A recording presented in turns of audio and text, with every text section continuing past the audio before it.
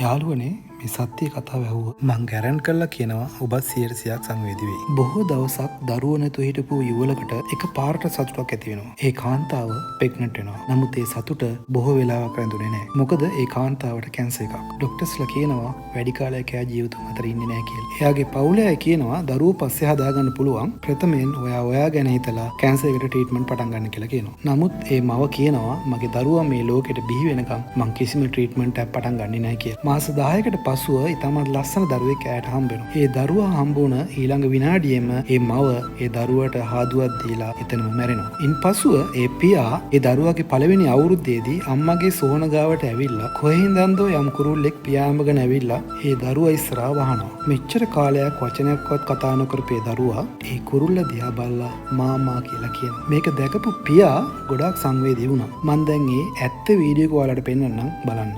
බලලා ඔබත් ඔබේ මවට ආදරේ නම් කමෙන්ට් සෙක්ෂන් එකේ මම ඔයාලට ගොඩාක් ආදරේ අම්මේ කියලා කමෙන්ට් එකක් දෙන්න.